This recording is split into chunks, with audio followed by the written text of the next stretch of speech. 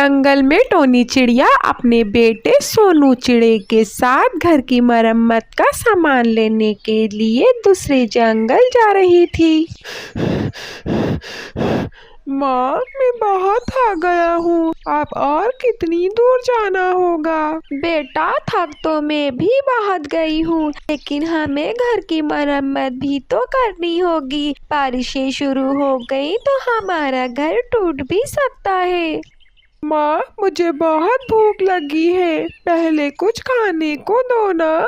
हाँ, तू अभी रुक, मैं अभी तुझे कुछ खाने को देती हूँ। फिर सोनू चिड़ा और टोनी चिड़िया खूब पेट भर कर खाना खाते हैं। माँ, क्या आज हम दूसरे जंगल पहुँच जाएंगे? हाँ सोनू, बस यहाँ से थोड़ा ही दूर है दूसरा जंगल। ऐसा कहकर टोनी चिड़िया सोनू चिड़े के साथ दूसरे जंगल चली जाती है। थोड़ी देर बाद वो दूसरे जंगल पहुँच जाती है। सोनू, हमने मिट्टी तो जमा कर ली, अब हम इससे अपना नया घर बनाएंगे। माँ, खाली मिट्टी का घर कैसे बन सकता है? क्यों नहीं बन सकता बेटा, मैं और आपकी नानी अम्मा पहले मिट्टी के बने हुए घर में ही रहते थे। मामा, मुझे भी मिट्टी का घर बना कर दो। फिर टोनी चिड़िया मिट्टी का घर बनाना शुरू करती है। काफी मेहनत के बाद टोनी चिड़िया मिट्टी का एक बहुत ही खूबसूरत घर बनाती है।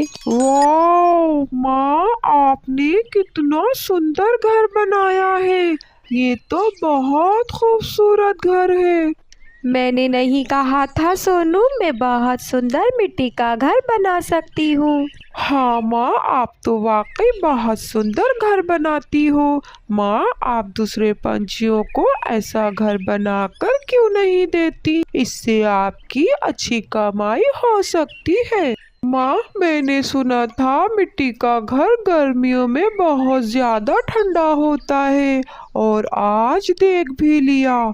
माँ, ये घर तो बहुत ज्यादा ठंडा है। हाँ सोनू, मिट्टी का घर बहुत ज्यादा ठंडा होता है, और तुम्हें पता है जब बारिशें होती हैं तो बारिश के पानी से मिट्टी का घर बहुत खुशबू भी देता है। मुझे मिट्टी की खुशबू बहुत अच्छी लगती है। मिट्टी की खुशबू?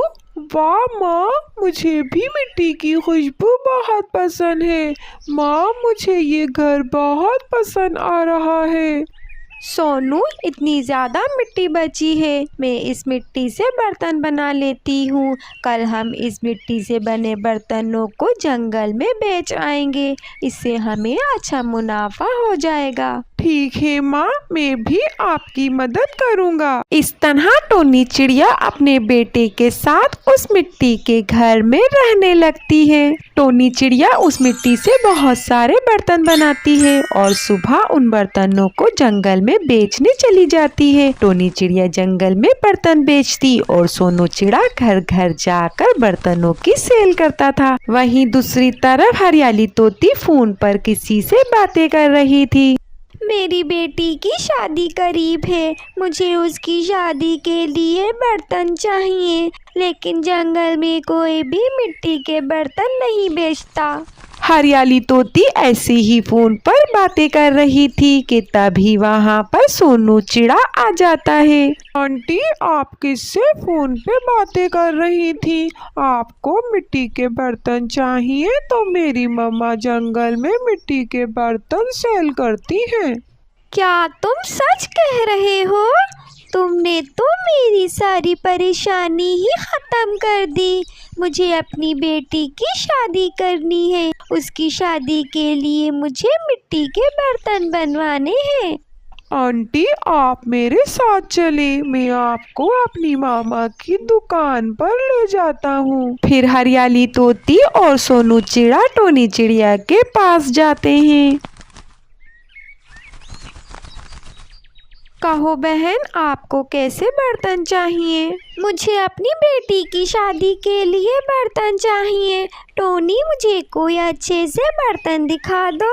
फिर टोनी चिड़िया हरियाली तोती को मिट्टी के बर्तन दिखाती है। हरियाली तोती मिट्टी के बर्तन देखकर बहुत खुश होती है। उसे टोनी चिड़िया के बर्तन बहुत पसंद आते हैं। टोनी चिड़िया, इन मिट्टी के बर्तनों के मैं आपको कितने पैसे दूं? हरियाली बहन, आप इन बर्तनों के मुझे 3000 रुपए दे दो। फिर हरियाली तोती उन बर्तनों के पूरे पैसे देती है। टोनी चिड़िया बहुत खुश होती है। उसे उसकी मेहनत की पहली कमाई मिली थी।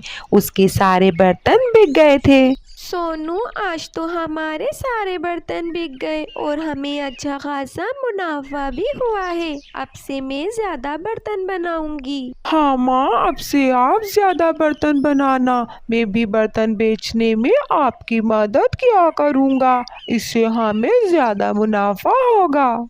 और फिर अगले दिन टोनी चिड़िया मिट्टी के ज्यादा बर्तन बनाती। टोनू चिड़ा घर घर जाकर बर्तन बेचता और टोनी चिड़िया दुकान पर रखकर बर्तन बेचती। इससे दोनों को अच्छा मुनाफा हो रहा था और वो दोनों खुशी खुशी अपनी जिंदगी गुजार रहे थे।